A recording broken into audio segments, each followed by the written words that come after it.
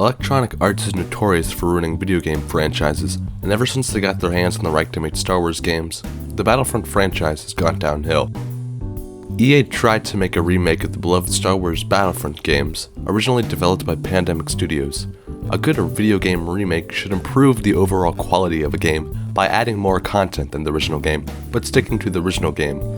By doing this, it ensures that the player will have a familiar experience that is simultaneously refreshing and enjoyable. However, EA did none of those things, and ultimately, EA's Battlefront 1 and 2 failed because it did not take enough inspiration from the game they were remaking. The original game, Star Wars Battlefront 2 Classic, is considered by many gamers to be one of the greatest Star Wars games of all time. First of all, the game has an excellent campaign. You play as a clone trooper in the 501st Legion, fighting for the Republic, and over time throughout the game, gradually start to fight for the Empire. The combat system in the game is very fun to play. There are many different classes of troops that are available to the player, each with different weapons and abilities. The main goal of the missions in campaign mode is to eliminate all the other enemies on the opposing side, which sounds uninteresting and generic, but the large-scale map design, the many different ground vehicles, and the Jedi Sith characters you can play as if you kill enough on the other side, make Battlefront 2 Classic an amazing experience. There are also space battles in this game too.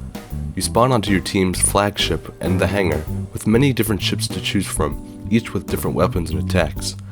The ability to start the game on foot in the hangar area makes the game much more immersive than the later EA Battlefront games. Once you are in space, your objective is to destroy the other side's capital ship by damaging their shields and destroying the ship. The fun part about space battles is that you have the option to fly into the opponent's hangar and destroy the ship's components on foot from the inside. Things like that make this game so unique.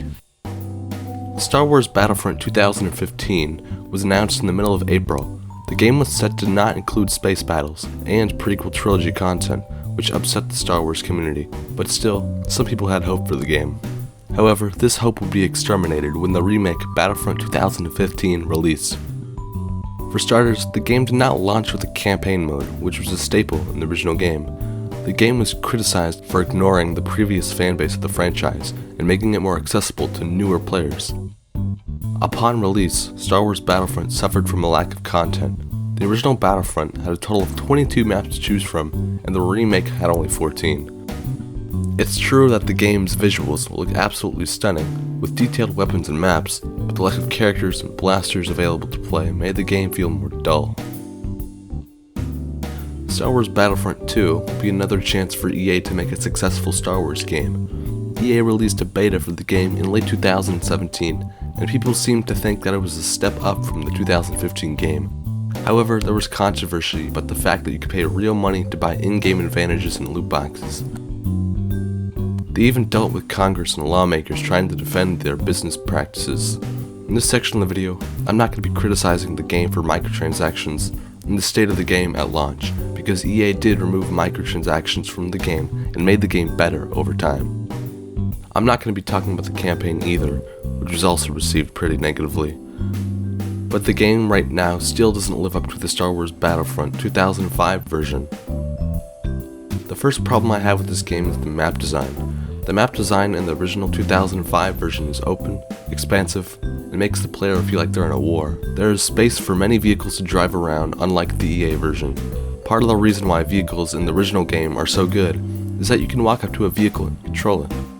In the 2015 Battlefront 2, you have to actually spawn as a vehicle, which requires points to do so, and you don't have the option to get out. The larger maps in the game don't have that much open space, which makes the game feel smaller, and doesn't get that same feeling of being in an all-out war that the original 2005 game did. Space battles in this game are another thing I don't like about it. Space battles are just not fun, because the whole point is to mindlessly destroy the enemy ships. Unlike Battlefront 2005 Classic, you can't fly or into or destroy the enemy's flagship, and you don't spawn on foot in your hangar, and you can't just switch out the ship that you have after you spawn in. All of those things are just my opinion, and the game can be fun at times. The graphics in EA's Battlefront 2 look amazing, and there's a lot of detail put into it. I think the game fails as a sequel to the classic 2005 version, and should have tried to replicate it more, instead of trying to turn the game into something that it wasn't. What ultimately made EA's Star Wars Battlefront 1 and 2 fail is the lack of inspiration from the original Battlefront, and instead chose to take the game in a direction that did not stick to what made Star Wars Battlefront 2005 so great. Also, shady monetization practices and the removal of content made the games even worse.